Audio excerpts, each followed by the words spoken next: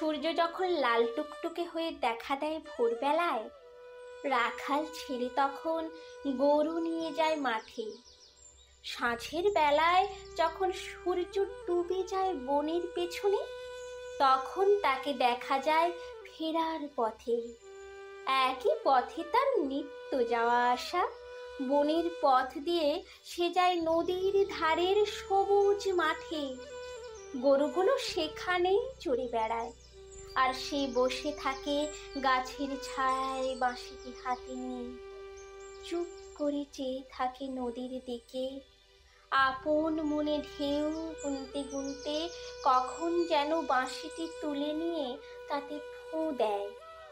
আর সেই সুর শুনে নদীর ঢেউ নাচতে থাকে, গাছের পাতা দুলতে থাকে, আর পাখিরা কিচির মিচির করে তাদের আনন্দ জানায়। একদিন দোয়েল পাখি তাকে ডেকে বলে, ও ভাই রাখাল ছেলে, এমন সুরের সোনা বলো কোথায় পেলে? আমি যে রোজ সাঁঝ সকালে বসে থাকি গাছের ডালে, তোমার বাঁশির সুরেতে প্রাণ দিয়ে ঢেলে। তোমার বাঁশির সুর যেন গো নির্ঝরণী, তাই শনি রোজ পিছন হতে বন হরিণী। চুপি চুপি আড়াল থেকে সে যায় গো তোমায় দেখে, অবাক হয়ে দেখে তোমায় নয়ন মেলে। রাখাল ছেলে অবাক হয়ে দেখে, সত্যি এক দুষ্টু হরিণী লতা গুল্মের আড়াল থেকে মুখ বার করে অনিমেষ নয়নে চেয়ে আছে তার দিকে। সে তাকে বললে, ও গো বনের হরিণী, তুমি রইলে কেন দূরে দূরে? বিভোর হয়ে বাঁশির সুরে আমি তো কাছে এসে বসতে তোমায় নিষেধ করিনি। হরিণীর ভয় ভেঙে গেল। সে ক্রমে ক্রমে এগিয়ে এলো রাখাল ছেলের কাছে। সে তার পাশটিতে এসে চোখে চোখ মিলিয়ে শুনতে লাগলো তার বাঁশি। অবোধ বনের পশু মুগ্ধ হলো বাঁশির টানে। তারপর প্রতিদিন সে এসে বাঁশি শুনত, যতক্ষণ না তার রেশটুকু মিলিয়ে যেত বনান্তরে। হরিণীর মার কিন্তু পছন্দ হলো না তার মেয়ের এই বাঁশি শোনা। সে মেয়েকে বলল, ও আমার দুষ্টু মেয়ে, রোজ সকালে নদীর ধারে যাস কেন ধেয়ে? ভুল করে আর যাস নে রে তুই শুনতে বাঁশি। ওরা সব দুষ্টু মানুষ, মন ভুলাবি মিষ্টি হাসি। বুঝি বা ফাঁদ পেতেছে ওরা তোকে একলা পেয়ে। তখন হরিণী তার মাকে বোঝায়, না গো মা, ভয় করো না, সে তো মানুষ নয়, সে যে গো রাখাল ছেলে। আমি তার কাছে গেলে বড্ড খুশি হয়। এমনি করে সুরের মায়ায় জড়িয়ে পড়ে হরিণী।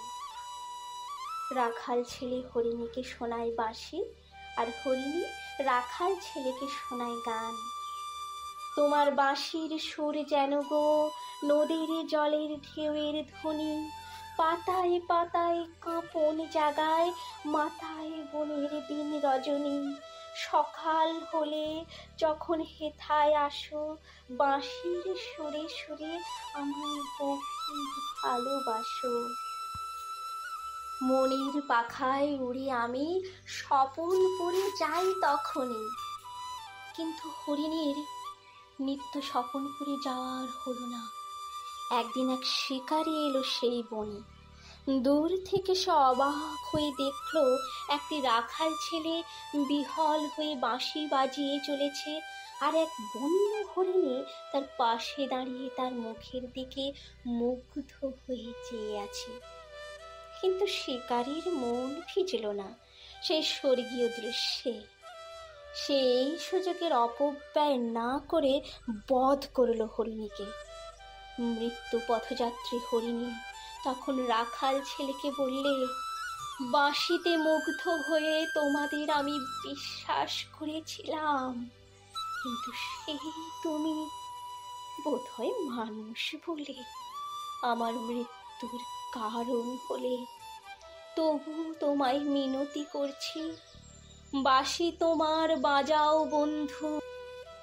তবু তোমায় মিনতি করছি, বাঁশি তোমার বাজাও বন্ধু।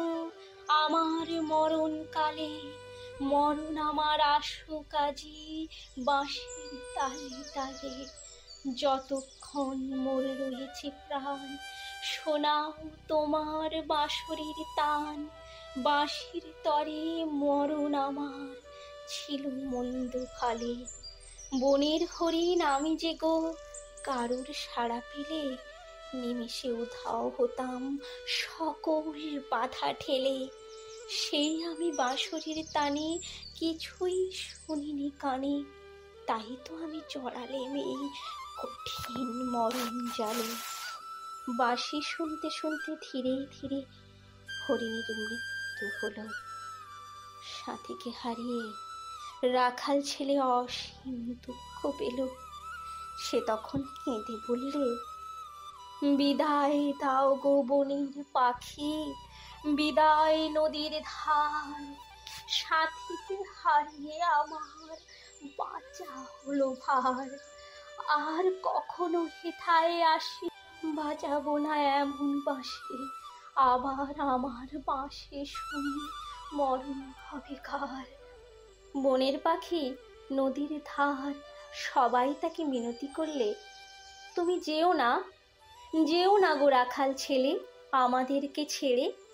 তুমি গেলে বনের হাসি মরণ নেবে কেড়ে।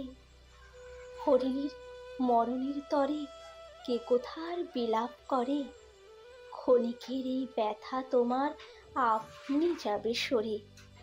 দূর থেকে শুধু রাখাল ছেলে বলে গেল, ডেকো না গো তোমরা আমায়, চলে যাবার বেলা। রাখাল ছেলে খেলবে না মরণ বাঁশির খেলা, রাখাল ছেলে খেলবে না মরণ বাঁশির খেলা। রাখাল ছেলে খেলবে না মরণ বাঁশির খেলা।